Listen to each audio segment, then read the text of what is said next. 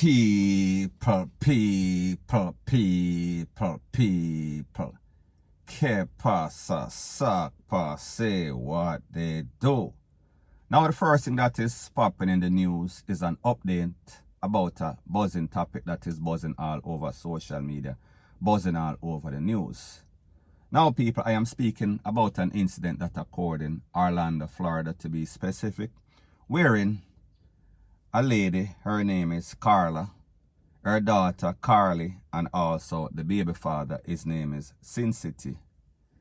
They were taken out by a man, and this is the person who is a suspect right here, and this is from the Popo file because we see that he is wanted. His name is Dujan Dwayne Griffiths, born, date of birth, April 20th, 2000. Some people, April 20th, 2000, we are now in 2021. So that brings him to 21 years and a couple of months, if my maths serves me correctly. So people, we are talking about a young youth. However, people, based on the information that I got, it is said that this youth, Dujan, along with the baby father that was taken out, they were both a part of Sin City, which is a gang, scamming gang in a Montego Bay. Sin City left, runway from Jamaica, and he went to Orlando, Florida. And then based on the information, it is said that he sent for Dujan Dwayne Griffiths. And then when they went up there, it is said that there was some sort of disagreement between Dujan and also Sin City, which is the baby father. Now people, there's a whole lot of information circulating all over social media in the news. And a lot of that information is incorrect based on the fact that it is preliminary information. Social media, you know that everything is not always 100%. So people, I'm going to give you based on information that I have of exactly what took place. Based on information, it is said that Dujan Griffiths, there was some sort of disagreements with Sin City, which is the baby father. Dujan Griffith decided that he is going to take out the baby father. However, people, unfortunately for him, the baby father, when he thought that he took him out, he was not gone. So it is said that the baby father made some phone call to a very important organization, the Popo in America. And he gave the name of the person that called him up and the person that is a suspect. And he also told the Popo that, listen, my daughter and my baby mother, they are missing. Carla, which is the baby mother, and the daughter, which is 1-year-old Carly, they are missing. Dujan took them away. Now people, based on information that is circulating all over social media, it is said that Dujan called up the baby mother and also the daughter. However, people, if you look at your screen, and this is based on information, it is said that he did take away the baby mother, which is Carla. However, he left the 1-year-old in the car, and basically, I guess, in the car was too hot, she could not breathe, so therefore that baby suffocated from heat. She did not make it. Now people, this youth is now on the run, and we saw that the grandmother, she made a post on social media and she called up Dujan Griffiths and said that he is a suspect and how much they did for him, how he is ungrateful, he is a snake, rate, lele, blah, blah, blah. However, people, one thing that we realize is that she was not saying anything about the baby father. She did not mention the baby father. She mentioned that the man basically make her DEAD because he KILLED, the daughter and the granddaughter. However, not one time in this minute or so video that she made did we hear the grandmother say anything about the baby father. So therefore, there must have been some sort of reason. Because the truth and the fact is that if 3 persons were taken out in a one incident, and that person is also the baby father of your daughter and the father of your granddaughter, we would have thought that she would have made some sort of mention, at least acknowledge that the youth is in the place of recovery. Or the youth lost his life, whatever the case is. I don't really know the details.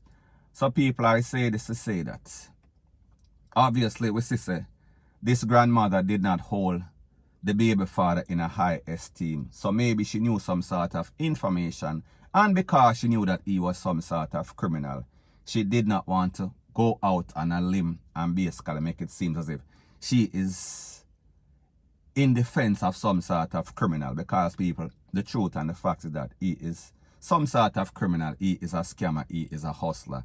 He is doing illicit stuff. He is doing illegal stuff in America. And that is why the whole incident happened. Now, people, don't get it twisted. Don't get it misconstrued. I am not saying that it is justified or that is the reason or there is a reason for somebody to take away somebody's life, because the truth and the fact is that if you don't give life, you are not supposed to take any sorts of life. And whatever problem that you have, you take it to the court. However, when you take it to the street, you know exactly what to expect. However, people, we know that these are criminals from Jamaica, and that is what they do. They take everything to the street because it seems as if that is the way they do their justice. That is the way, that is the rules and the laws and regulation of the street. Gangsterism, rate, lele, blue, blah, bling. Now, people, like I said, I don't know what is wrong with these new millennials in Jamaica, or these little young youths in Jamaica. These gangsters. I don't know when Jamaica got the way that it got, but it has gotten real bad for a very, very long time. In a couple of decades now.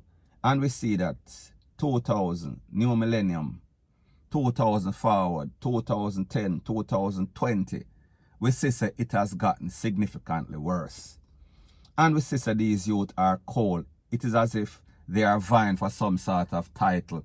Who can be the most, do the most despicable, the most wickedest, the most evilest, demonic stuff, can take away people in the worstest way. And people, we say, every day we get up and we hear something as it pertains to some sort of baby, some sort of old lady, some sort of pregnant woman. We realize tomorrow, the next day, we hear something even worse. Now, people, we have to wonder why Jamaica is the way that it is. And people, I am not going to blame the system. I am not going to blame the poor. However, people, what we find is that because of these criminals, knowing that in Jamaica, you can basically get away with anything. Once you have money, you can buy your way out. You can buy your way out of the system.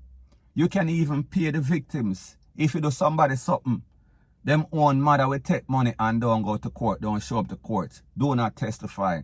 And people, truth be told, in a lot of times, these victims, they don't trust the poor. In a lot of times, these victims, they are scared, they are afraid of the suspect or the gangster. So therefore, they would rather leave it alone. So therefore, it gets swept under the rug, or in a most case, the case gets thrown out because lack of evidence, lack of witness. Nobody wants to show up. So I say this to say that we have to blame the corruption and the poor, the force, because if they were doing their job and people would realize, or the gangsters would realize that, listen, whenever I do something, more than likely I am going to get caught. More than likely I'm going to get charged. I am going to get convicted, and I am going to get some time. I am going to get life imprisonment. Then there would be some sort of thing to tell you, say, yo, don't do this, because more than likely it is not going to work out for the best for me. So anyways, people, one thing these people don't realize is that, listen, when I am in Jamaica and I can get away with certain things, when I go to America, it is a different kettle of fish. It is a whole new ball game. So people, the point that I am trying to make is that once you dial that emergency number, the fire engine are going to show up, the paramedics are going to show up, and most importantly, 911 is going to show up. Me I talk about the poor. And they are going to show up not one car deep, 2, 3, 4, 5, depending on how busy they are, but at least 1 or 2, they are going to show up. And whenever they take a statement, they are going to do a follow-up. They are going to investigate. They are going to get to the bottom of it. They are going to make sure that justice is served, unless them can't find this person. And people, I say that to say this. Even if you do something 2000, When it comes 2030, 2040, there's a thing that is called cold case. There's a thing that is called, whenever somebody gets taken away in America, it is treated like a priority. Every life counts, every life matter. And even if in America, you see, they must say black lives don't matter. The truth and the fact is that anybody DEAD in America, they are going to treat it with some sort of priority. It is going to be very significant. One person, two person, worse when a whole family. We are talking about baby father, we are talking about baby mother, we are talking about a 1-year-old picnic and people. Even if that person is a devil, meaning the baby father, even if he's a scammer, even if he's a smuggler, even if he is a hitman, his case is going to be treated just like the 1-year-old. However, more significance is going to be put on the fact that this person actually have the audacity to make a 1-year-old lose her life, a little baby, Carly may I talk about. So people may have said this to say that.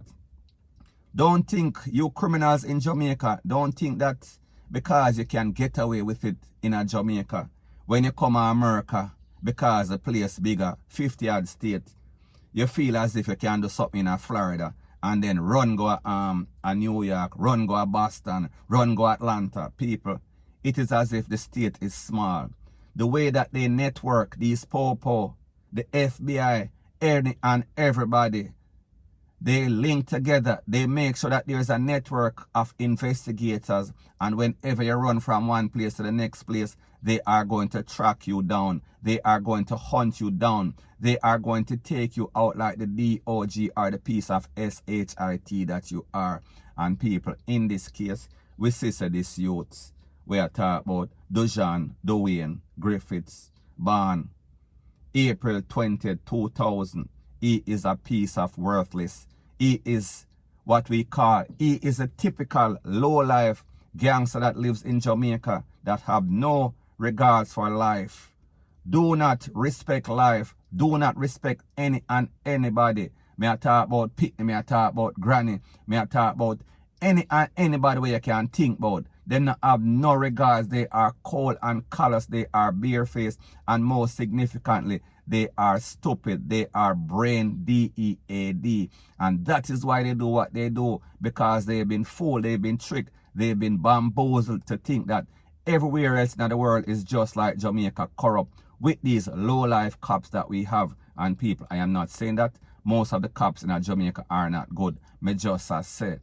It is a whole bunch of dirty cops out there, and everybody know, including their superior. Even the superior, and in some cases, is taking all sorts of bribe. Even the superiors in some cases, including the DPP, including just about everybody. They know exactly what is going on. However, they turn a blind eye because, like I said, people have always spoken about it. The body club. And they hide behind this badge and this stripes that they have on their shoulder. So people, may just say, mark my word, watch and see. Within a couple of weeks, within a couple of months, or even if it takes a couple of years, this youth is going to get caught. This youth is going to get arrested. This youth is going to get charged. This youth is going to get convicted. This youth is going to get maximum time, point blank and period. So anyways, people, that is my views on the whole thing as it pertains to that. And like I say, it is just my views and opinion. It is not the gospel. Your views and opinion can be respectfully different from mine. But let me know what you think in the comment section. Bless up.